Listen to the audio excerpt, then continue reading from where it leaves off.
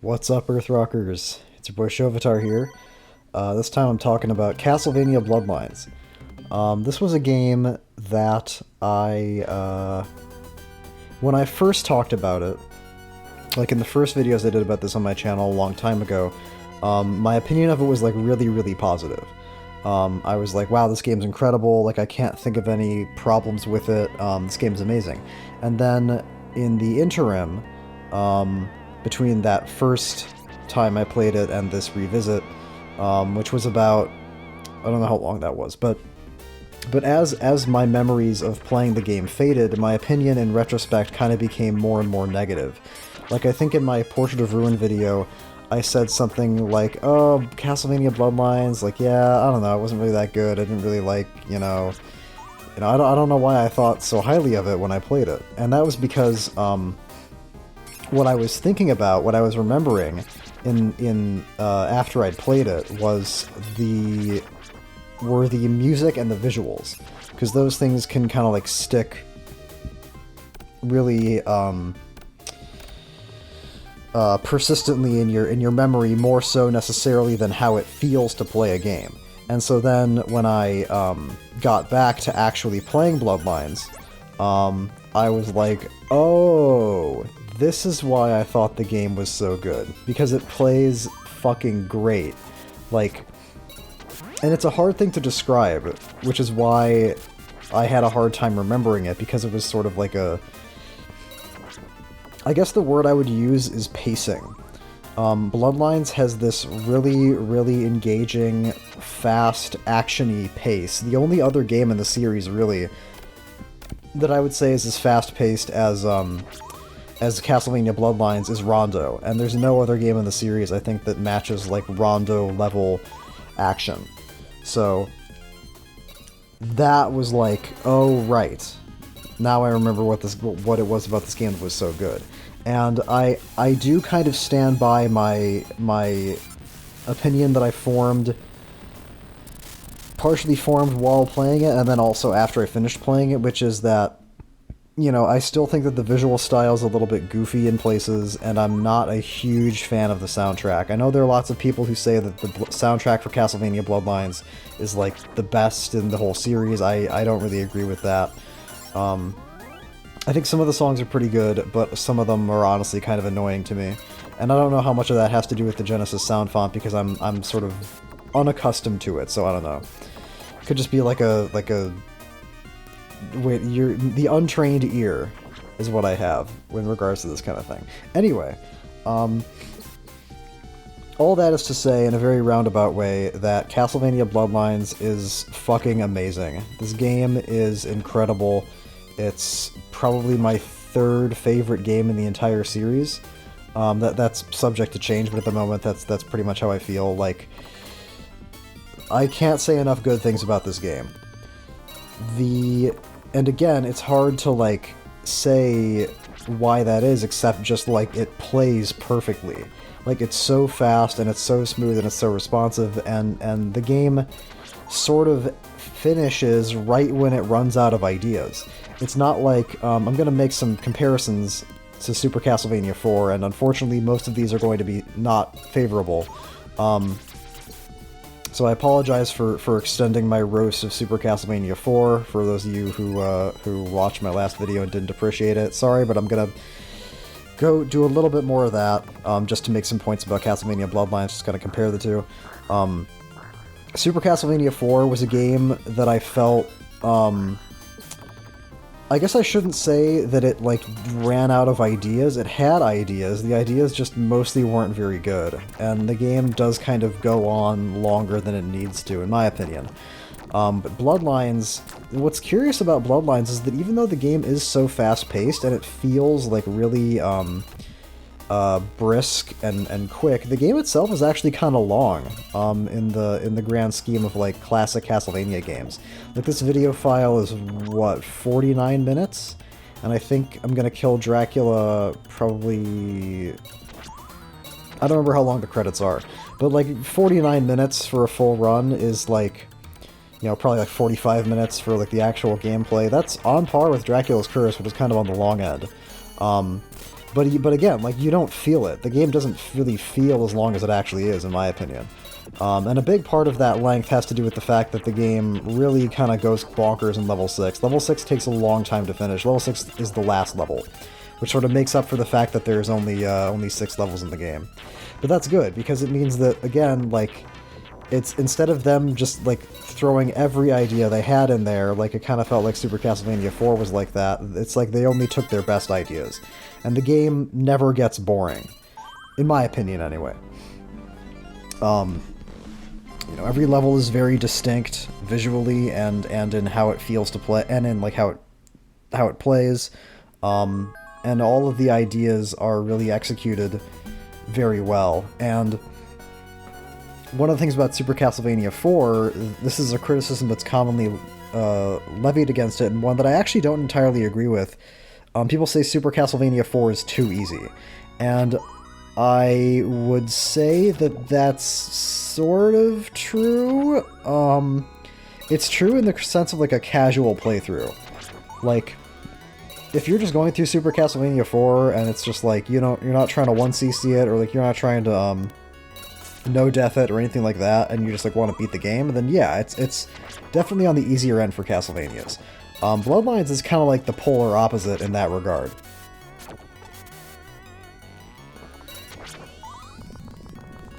Excuse me. Because Bloodlines is the only game in the series that has limited continues. In every other Castlevania game, you can just continue infinitely from the start of a level. In Bloodlines, you only get 3, I think? So that's like 3 lives and then 3 continues. And that is actually a huge deal. So in a casual playthrough, Bloodlines is hard, way harder.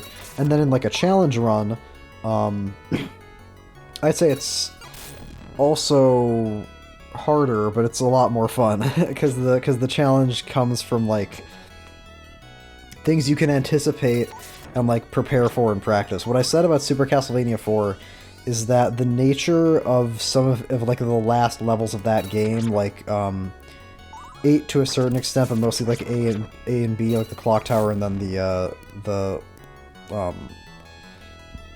bit right before the boss rush is, like, when you die there, it's always to, like, tiny, like, positioning miscalculations or, like, platforming fuck-ups.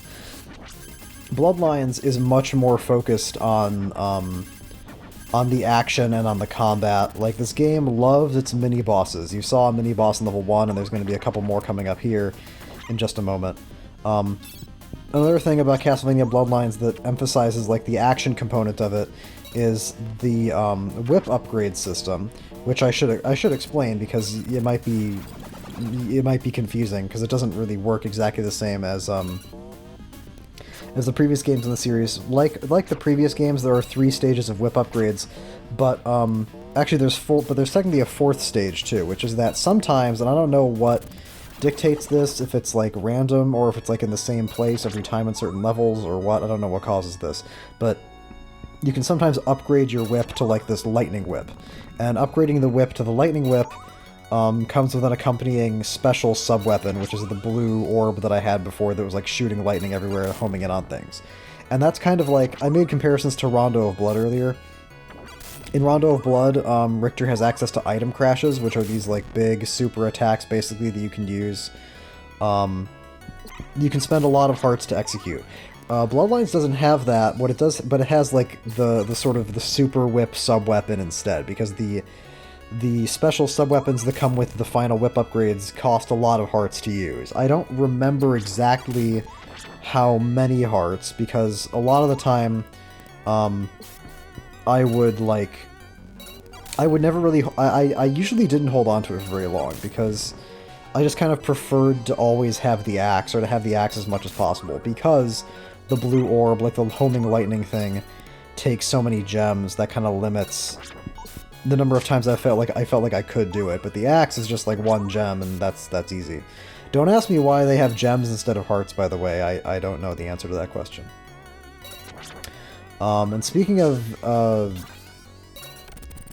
the axe, that is one thing that So I said the Bloodlines... I'll compare Bloodlines to, like, Dracula's Curse, because it's a really good comparison, because... am I gonna get... Okay. Oh yeah, I forgot to mention the most important thing about the Lightning Whip, which is that the Lightning Whip goes away if you take damage. If you take damage, you lose that upgrade. So the emphasis is placed even more on the action by rewarding you for not even taking a single point of damage. So it's like you really need to... the game really rewards you, like, staying on your toes and playing extremely cautiously, like this bit here, but also, like, just respecting the enemies. And am I gonna get hit? Yep, I knew that shit was gonna happen. That's why I was going super slow and throwing the axe. I don't know if that was, like, a timing failure or if the fireballs were literally coming out too fast. I really don't know. What was I talking about? Oh yeah, so the sub-weapons in... That was close. The sub-weapons in Bloodlines. Comparison to Dracula's Curse. So what I said about Dracula's Curse was that the game is more about achieving victory through strategic choices than it is about proper execution. Where, like, almost every boss in Dracula's Curse can be cheesed with the correct sub-weapon. Or can at least be made significantly easier, if not outright, like, invalidated. So, that element alone creates an element of, like... creates an environment that rewards strategically, like, choosing when to use what sub-weapon. And then also just the fact that Trevor is so limited in terms of what he can do by default, and that's why the companions are so important. Bloodlines is kind of the polar opposite, where it really is just all about execution. A lot of levels, there's a couple of levels in Bloodlines where you actually have no meat. There's no healing in the entire level. You have to get through the whole thing on just your one life bar. Level 3 is like that. Level 6 is like that on Expert Mode, which is what this is, and I'll explain the Expert Mode differences in a little bit, because we've already actually encountered some of them. It's basically, it starts off with, like, a few more enemies here and there, just kind of standard Castlevania hard mode type stuff, but Expert Mode becomes really important in the last level of the game, which I'll talk about in a bit. For now, I actually want to talk for a second about this boss, because this is my least favorite boss in the whole game. It's just very frustrating because, like, the rocks fall in, like, random patterns, and my reaction time isn't very good, so sometimes I don't, like, get out of the rocks in time. And also, like, you don't always know when he's going to start walking forward or he's going to keep walking back, so sometimes you can get baited into, like, jumping forward towards him to try to whip him, but then, oh wait, guess what, now he's coming back towards you again and he's hitting you. So, I hate that boss a lot. All the other bosses in the game are pretty much fine mechanically. Anyway, yeah, Dracula's Curse, all about strategy. Bloodlines, pretty much all about execution. There's no reason that I was ever able to find to not use the axe, which is a funny, like, quirk of Castlevania, like, a sub-weapon balance, because in the early games, like in C1 and C3, like, the Holy Water is the most fucking overpowered thing in the universe. And then it never gets that good again in any of the other games, and then, like, I feel like they just consistently struggled to come up with a way to make the Holy Water good. Like, the Holy Water was good in Symphony of the Night, but it was good because they basically made it like C1 and C3, where it just does like 1,000,000 damage and it stuns things. So it's like became overpowered again. It's like they can't. It's like the Holy Water is always either completely overpowered or completely useless. And the problem that I eventually realized was present with. Oh great, now I have the Holy Water. Well, I didn't want this, but fortunately there's a axe coming up here. The problem that I eventually discovered was that every sub-weapon in every Castlevania game is just really struggling to be better than the axe. And the reason I say that is because in Castlevania games, the most difficult thing to deal with usually are enemies that are coming at you from above. And the axe just gives you this extra angle of attack that you otherwise don't have. So I think it's very hard to, like, come up with like, why should the player ever use any other sub-weapons? In Super Castlevania 4, they solved that by giving you diagonal whipping, but then that just made the axe basically irrelevant in my opinion. Maybe one or two niche uses here or there, but generally like not useful. And then in Bloodlines and in Dracula X, the axe is kind of like inarguably the best sub-weapon in the game in my opinion. And then in Rondo, they give you the Bible, which is like also super overpowered. So it's like the only way they can get the player to use a sub-weapon that's not the axe is to give them something that's like so incredibly overpowered that it outshines it.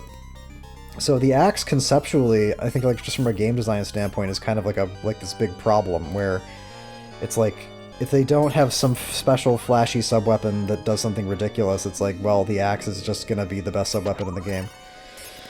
I don't know if I'd necessarily call that a problem, but it does mean that Bloodlines is scratching a completely different itch than Dracula's Curse, because I'm basically never making any strategic choices. Even the whole, like, the only, like, choice I could think of is, like, for the Lightning Whip, you know, when you first get the Lightning Whip upgrade, it'll change your sub-weapon to the homing Lightning Orb. But if you pick up the same sub-weapon again that you had before, you'll keep the Lightning Whip upgrade, but your sub-weapon will revert to whatever the sub-weapon you had was before you got the upgrade. So there could be a strategic choice in terms of like, when do I hold on to the Lightning Orb, when do I swap it out for something else. But the thing about that is that, like, in my experience, I would end up accidentally losing the Lightning Whip upgrade, like, more, like losing, like, having the Lightning Orb or not having it was never really a matter of choice for me, because I would always just, like, end up inadvertently losing it. So you can only choose whether to keep the Lightning Orb or not if you never take damage, which can be a pretty tall order in Bloodlines, considering the fact that it is so focused on action. And here I want to be a little bit careful, because if you kill these gargoyles at a certain timing, as you can see there, like, whatever item they drop can be caught on the rightmost platform. But that's bad, because I really want the axe for the boss coming up at the end of this section, and if these guys drop a boomerang or holy water, which can happen, then I don't get the axe. Although actually, no, it's not just that, because I think there's an axe here. It's also because I want to hold on to the axe to kill more gargoyles when they show up, so even though I could get the axe for the boss before the boss no matter what, in terms of that part with the gargoyles, I want the axe the whole time. So that's why that's why I was positioning myself the way that I was. This boss, I really hated this part the first time I got here, because I couldn't really wrap my head around, like, what was going on with the arena, and I still don't really like it that much. Basically, it's like, you have to try to think in 3 dimensions, even though the game is 2 dimensions. If you're further towards the edge of the tower, your movements will be more dramatic. If you're closer to the middle, then they'll be smaller. It's just, you know, you just kind of have to get used to it. I don't really have any advice for, like, special tricks. I just kind of kept on practicing it until I had a feel instinctually for, like, when to move and where to move to. But once you understand it, like, conceptually, it's not that bad.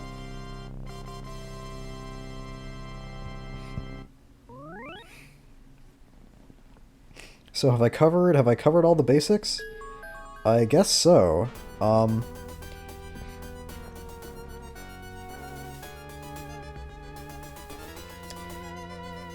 Level 3 is an example of a level where I don't really like the music very much. So level 4 is, in my opinion, the first place where expert mode differences really become important. And it's not this early part. Although this early part is, like, kind of weird on expert mode, because I feel like the skeletons are more aggressive, and it's not always clear to me how you avoid taking damage from them. Typically if I did just like what I did there, which is just like stay running forward the whole time, then it tended to work out, but sometimes it wouldn't, and a skeleton would just jump on top of me, and I don't really know what the difference maker there was. But what happened back there, by the way, is a prime example of what I mean when I talk about why, like, really, like, the choice element of the game is kind of absent from Bloodlines, because there, like, I didn't consciously decide that I wanted to swap out the axe for the blue orb. In fact, I didn't. which is going to become a problem in a second. But because the Lightning Whip upgrade dropped, like, I'm not going to not pick it up, because the Lightning Whip does more damage than the fully upgraded whip, and that's, like, really important. Here what I'm doing is I'm waiting to drop down on a certain timing when I know he's not swinging his flail around, so I was, like, listening for, like, the flail sound, waiting for it to end, and then walking off and dropping down.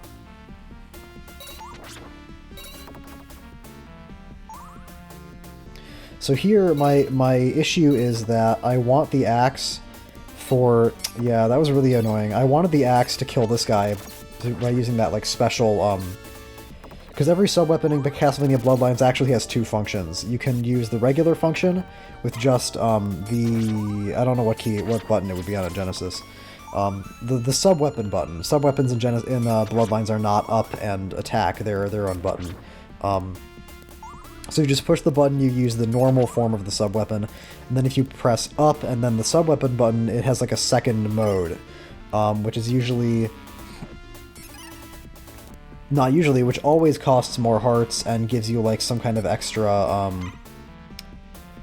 a different function than the regular mode of the sub-weapon. So for the axe, the regular axe is just the axe where you throw the axe, but hitting up and then sub-weapon, you shoot these three smaller axes out that basically function as kind of like a, in terms of the ground they cover, they're basically like the cross, where it's this long-range horizontal attack. But the issue is that they don't...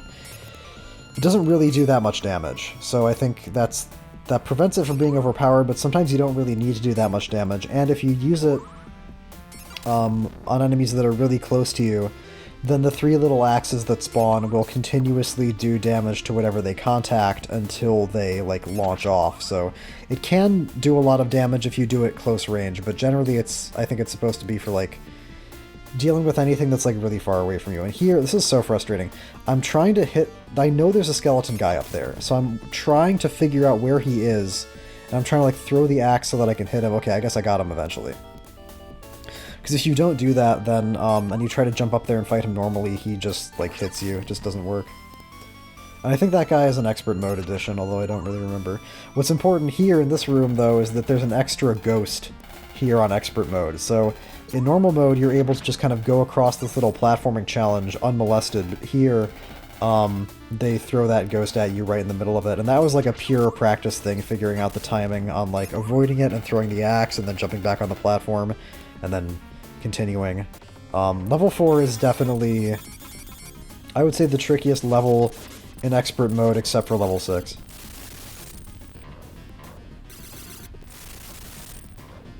This is a fun little mini-boss.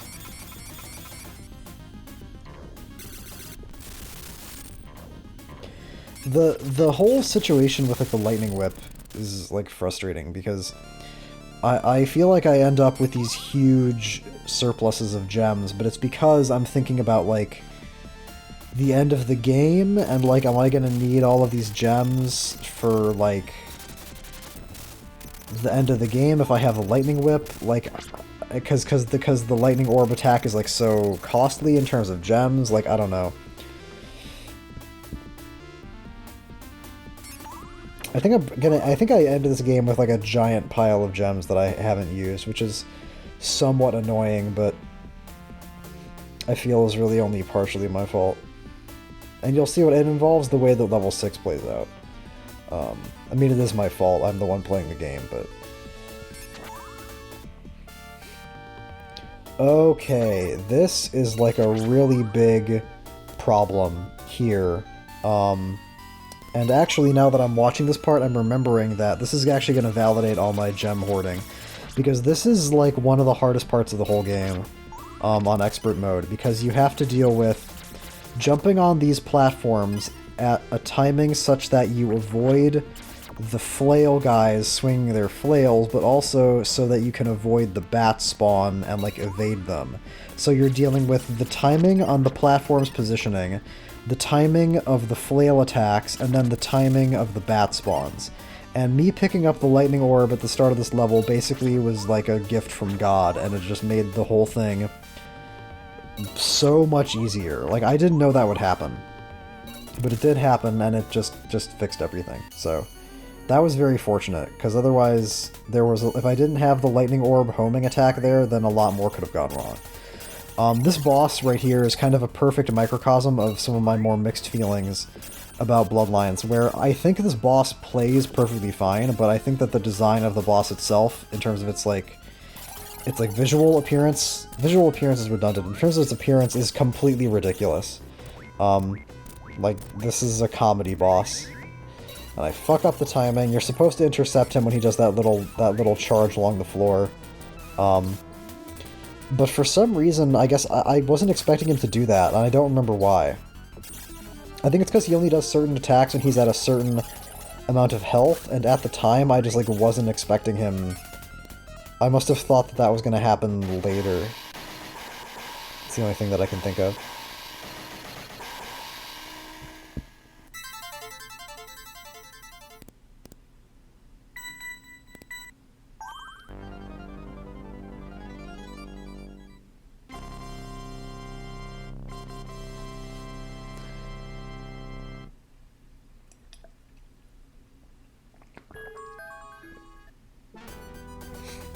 And that's kind of exactly what I'm talking about when I talk about how, like, how tricky Castlevania Bloodlines is. This game's difficulty, like, it really holds up. And because there's such an emphasis on execution, it holds up, it stays difficult in a way that Dracula's Curse, does not. I don't know why I deliberately ran into the spores there. I guess just because that's what I was used to. Oh yeah, I should mention what the spores do. The spores make you, they reverse your controls.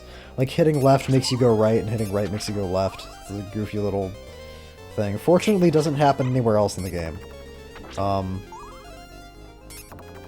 It's just like a little gimmick for that part of the level. And unlike Super Castlevania 4, Bloodlines, the gimmicks in Castlevania Bloodlines don't annoy me because they don't instantly kill you. The way that a lot of the gimmicks in Super Castlevania 4 do.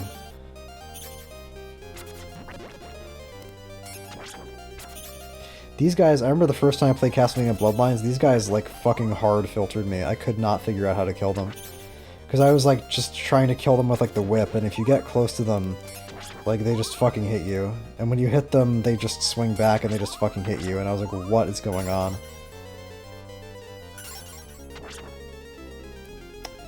I hesitated for a second there because I think I forgot whether I wanted the axe or not. But I did.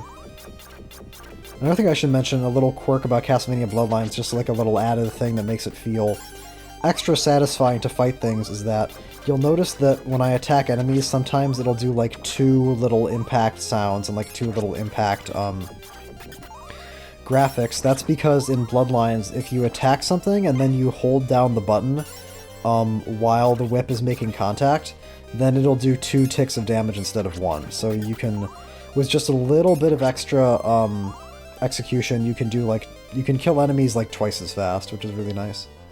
And it's not difficult to do. It's not like a skill thing. It's just, you know,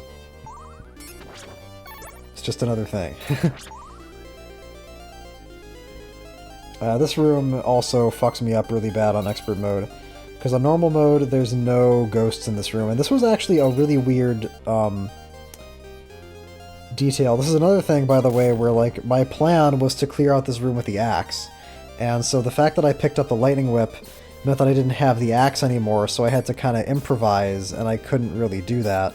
Because the thing about the homing lightning orb is that I would have wanted to use the orb to kill the ghosts, but the thing is that all these dragon head turrets will start shooting if they take damage. So if I had used the lightning orb to try to clear out the ghosts, then the lightning orb would have probably, like, strafed by the tower of turrets and, like, activated all of them.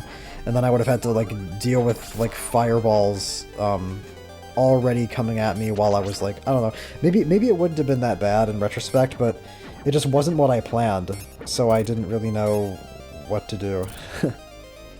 That's the thing. That's the one thing about Bloodlines that I kind of don't like, is that the nature of the super whip upgrades, the fact that, like, you just seem to get them at random times, it seems like to me anyway, And because you lose them at random times, because you lose them when you take damage, and for me, at my level of familiarity with the game, like, I'm not about to no damage Castlevania Bloodlines. That's like crazy. So it creates this kind of unpredictability that I only tolerate because it's mild unpredictability.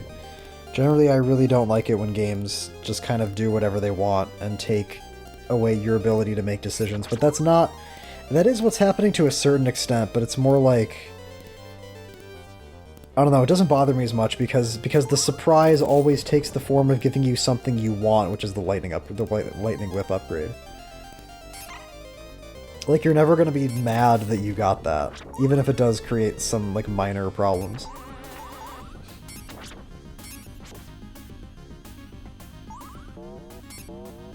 There's this persistent fascination with, like, mechs and, like, living armor suits in Castlevania Bloodlines, which I guess has something to do with its setting, because the game takes place in, like, 19...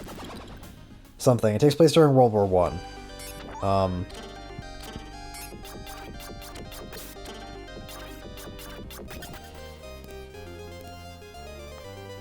And you're playing as John Morris, who in the game is the son of Quincy Morris, who is a character from the original Dracula novel by Bram Stoker from all the way back in 1890 or whatever.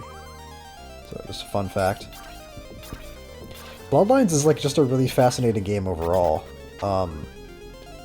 Just like it's so strange compared to the other games in the series, because so much of Castlevania past a certain point was just like endlessly reusing the same like Rondo assets, or like occasionally like assets from Chronicles. Like the blood skeletons from Symphony of the Night are the blood skeletons from X86, they're not the blood skeletons from Rondo. But Bloodlines has its own unique look, which sometimes works for me and sometimes doesn't. This mini-boss, by the way, this guy really fucked me up the first time I got here, but once I realized that if you're on the right side of him, he'll always shoot the same pattern, and if you're on the left side of him, he'll always shoot the same pattern. He has like a different pattern for each of the two sides, so if you're always on the same side of him, he'll always shoot in the same pattern, which makes it a lot easier. Yeah, Bloodlines is just like a fascinating game from a development standpoint too. So here, I was not expecting to get the Lightning Whip, and I really wanted the axe for this boss coming up, so I deliberately lost the Lightning Orb and picked up the axe.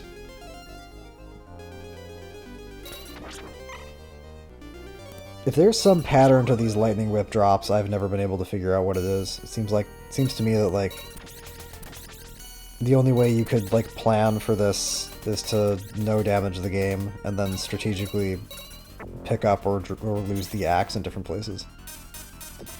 And that's why, like, I've been looking at a little bit into like Castlevania speedrunning, and speedruns of this game seem like they're the hardest fucking thing in the world, because a speedrun of Castlevania Bloodlines is a no damage of Castlevania Bloodlines, because of the way the Lightning Whip works. Like, you need to not lose it in order to take advantage of all the extra damage. And plus the game's just fucking hard.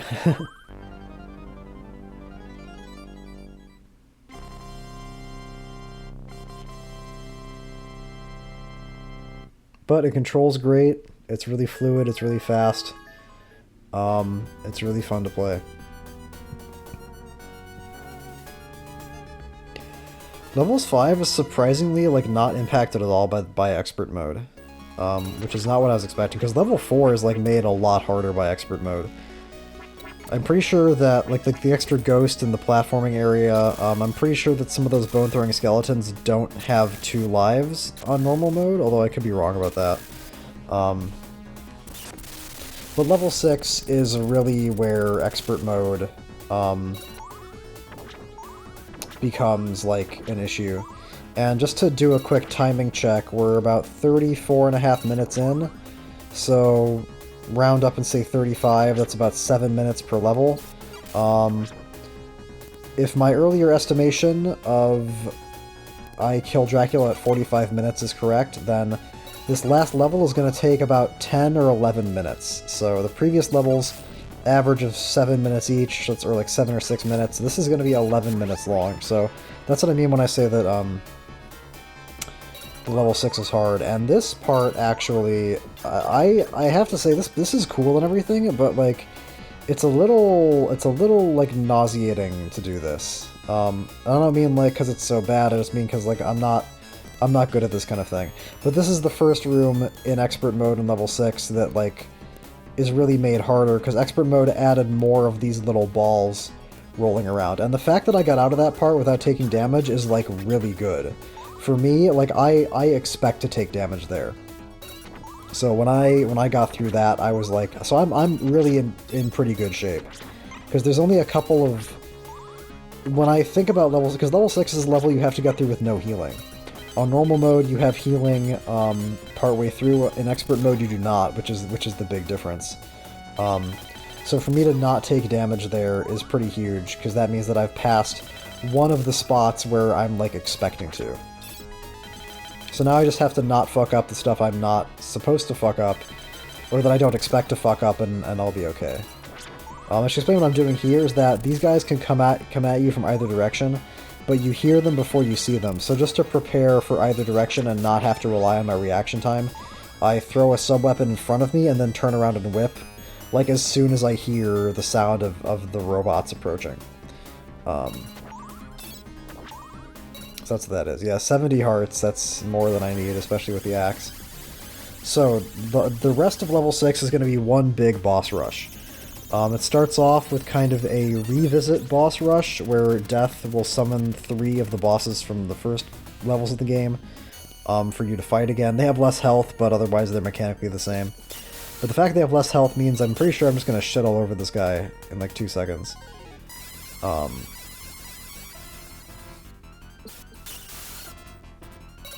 Yeah, this is kind of a slaughter.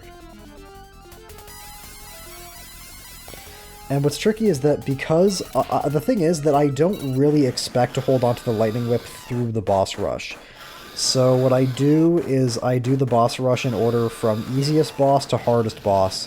So that way I can, like, maximize my chances of holding onto the lightning whip as fast as possible by saving whatever I think the hardest boss is going to be for last. So that way I can, like, be sure that I'll have the lightning whip for the first 2, and then only lose it on the 3rd one is kind of what I'm not planning on doing. Like, I'm not planning on taking damage, but that's kind of what I'm expecting.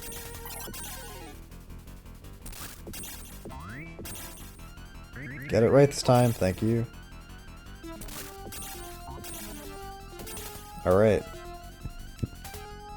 Another nice kill.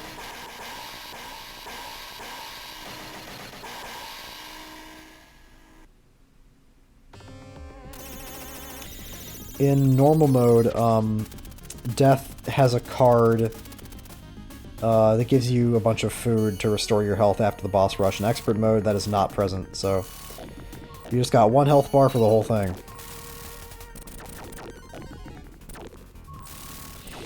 Yeah, that's kind of what I was afraid was going to happen. I don't know. That was really strange. I don't know why I threw an axe there. I guess I must have thought that... I think my plan was, like, I didn't want to be jumping while the rocks were falling down, so I guess my plan was, like, if the rocks fall, just, like, throw an axe in preparation and then move. So that way you're still, like, getting something done during that time frame, but there, like, he wasn't close enough to me, and I wasn't facing him anyway, so I just threw an axe at nothing and got hit and lost the lightning whip. Which is...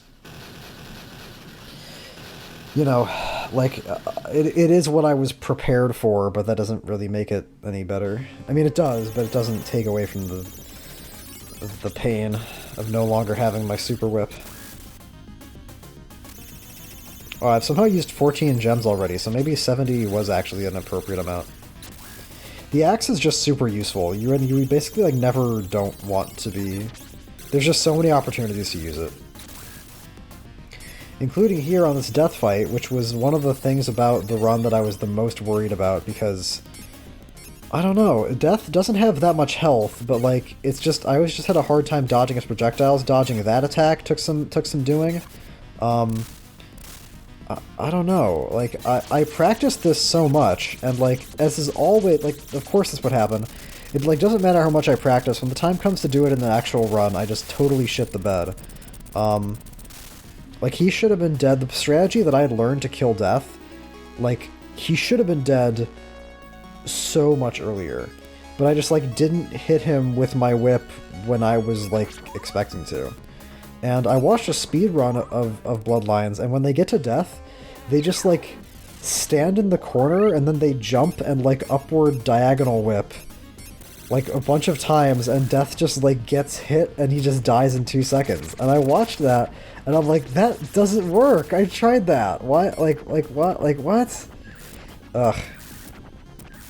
But I guess I didn't have the timing or the positioning down or something. Getting hit by that tail was another thing that I was, like, expecting to fuck up and expecting to get hit by. And this is why, like... Okay, I was able to avoid the second tail swipe anyway, but you'll notice that was pretty close. She almost got to fire off another one, and because I'm kind of, like, expecting to fuck that up, that's another reason why it would have been really nice to get to this fight with the lightning whip, because that would, like, guarantee that I only have to deal with one of those tail swipes. So the trick here, this part is, like, pretty repetitive. One of the reasons why the level 6 boss rush lasts so long is because there's a lot of, like, fanfare around everything. Like, with the death fight, as interesting as the death fight and, like, the boss rush, the mini boss rush there is, like, you have to wait for the card, you have to hit the cards, then you have to wait for the card graphics to finish, then you gotta load in, then you gotta do it, then you gotta come back out, then you gotta summon the cards again, then you gotta hit the card, then you gotta do the card graphic, and it's like, alright, can we fucking streamline this a little bit? Come on. And then this shit is like, you're just literally doing exactly the same thing over and over again for like 3 minutes. Which, to be fair, is spiritually very similar to the Castlevania 1 Dracula fight, and to a certain extent a lot of other Dracula fights in the series, where Phase 1 of Dracula is just like, okay, figure out the timing for jumping over these fireballs and now do it like 12 times. Or like 8 times if you've got huge balls and you want to do like 2 hits. So this isn't out of, like, completely out of line and completely without precedent, but this is a pretty dramatic example of that style of boss fight, of just, like, do the same thing over and over again. And just to clarify, what's going on is she will always teleport in further away from you. So if you're slightly to the right of the middle of the screen, she'll always be on the left, and then if you're slightly to the left of the middle of the screen, she'll always be on the right. So you can control where she's going to be by just being slightly off to one side, and then as soon as she shows up, as soon as she commits to her teleport, you can just run forward and then jump whip and hit her every time. So it's really just like a, you know, the strategy is extremely simple. It's just making you do it fucking 20 times. So you can't fuck up.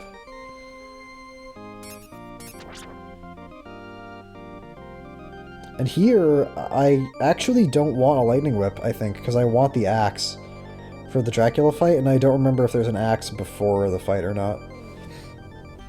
I think there is. I think that's an axe, so I probably could have gotten a lightning whip, but I don't know.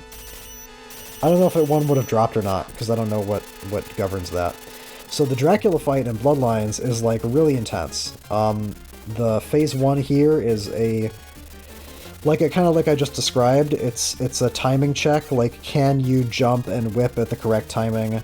I don't know necessarily this is what you're supposed to do, but the timing that I ended up learning months and months back, and that was still kind of ingrained into my muscle memory, was a timing that mostly intercepts the fireballs. Doesn't necessarily avoid them or, like, hit him and then dodge them.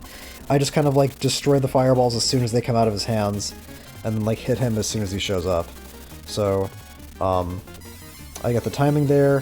Phase 2 is, like, a lot less tricky than I thought it was, because really, if you come in with 54 gems and an axe, then this guy is kind of, like, always hittable. And so the problems that I was experiencing with this fight kind of dried up once I realized that how aggressive I could be with him and how I could, like, kill him that fast. So that's Phase 2, and then Phase 3 of Dracula is really cool, because it's kind of exactly what it should be. It's very hectic, it's pretty fast-paced, and it's just a constant positioning check. And what you're supposed to do, or what I do anyway, is you just bully Dracula in a corner. I duck between the second and third of those little projectiles he shoots out, and then I just keep doing that until we get into Phase 2 of Phase 3, which I had a lot of trouble with in my first run-through of the game because I wanted to be close enough to him to jump over the fire stream and whip him. But that's not really necessary, and you can give yourself more room to jump over it and more room to dodge if you stay further away from him and just try to hit him with a sub-weapon instead of hitting him with a whip shot, preferably the axe in this case. And I could have used like the special axe, like the up and up sub-weapon, like horizontal attack, but I wasn't really sure if it would do that much damage. That much more damage anyway. And now Phase 3 of Phase 3 is actually deceptively simple, even though it's pretty scary looking. He'll throw bones out of him for like the first 3 jumps, and then on the 4th jump you can just run right under him. Something that's useful to have about the axe there, something that's useful about having the axe there for Phase 3 of Phase 3, is that when the axe is impacting all the bones and like going through them, it'll slow the game down. So you have more time to like plan out what you're going to do and pay attention to where he's going. So that's pretty cool. And then I do my victory dance into the orb, because I was pretty psyched about this. When I first played Bloodlines, like, expert mode no death was something that I kind of wrote off as being like, oh god, I have to go through the fucking whole level 6 boss rush, like, at the very end of the game? Like, come on. But, playing all of the Metroidvanias, like the Igavanias, really sort of increased my, like, 45 minutes doesn't feel that long anymore. You know what I mean? When you release, like, 5-hour-long Circle of the Moon videos, or 4-hour-long Symphony of the Night videos, or 3-hour-long Aria of Sorrow videos, or, like, 4-hour-long Portrait of Ruin videos, suddenly, like, just playing the game correctly for 45 minutes doesn't really seem like it's that big of a deal. So I was more willing to do it for that reason. And also just because I thought it would be fun to finally do it. So I did. Sorry that there's no damage at this time, but if you want to try no damaging this game, be my guest. Go for it, man. I'm not gonna subject myself to that.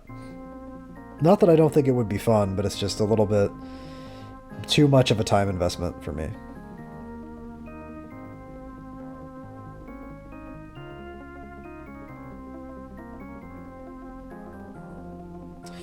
Yeah, I think all the bosses in Bloodlines look kind of silly.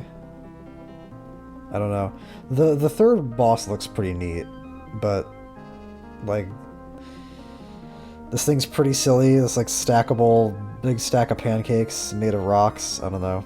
This guy's cool.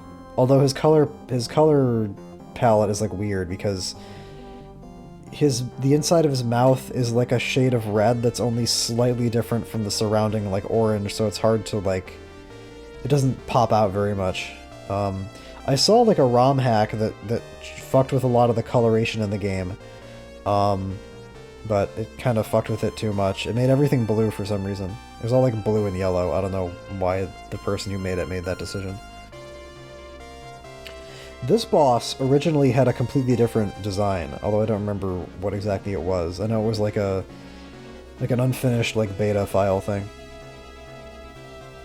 So that's Castlevania Bloodlines. There's going to be one more video of this that I'm going to release where I do expert mode no death on Eric, who's the other playable character. I'm going to have a lot to say about that. I love this game. Like, this game is so good. It really, you know... I hesitate to... I mean, I think it's better than Super Castlevania 4, but it's also just a very different game from Super Castlevania 4. And like I said in the previous video, that in and of itself is perhaps worth celebrating. The fact that, you know, all these 16-bit Castlevanias, the era that is commonly considered to be the best of the series, is like, they're all so distinct from each other. They weren't just, you know, churning out the same game over and over again, even though a lot of elements and a lot of concepts do, of course, repeat themselves, like, say, the presence of Dracula. But Bloodlines has this totally unique feel, and it's really fast, and it's really fun, and it's really good. And I'm probably going to say that again in the next video, which you should keep your eyes out for, and in the meantime, hang in there. I am Master of the Vampire Killer, and you should keep on Earth Rocking.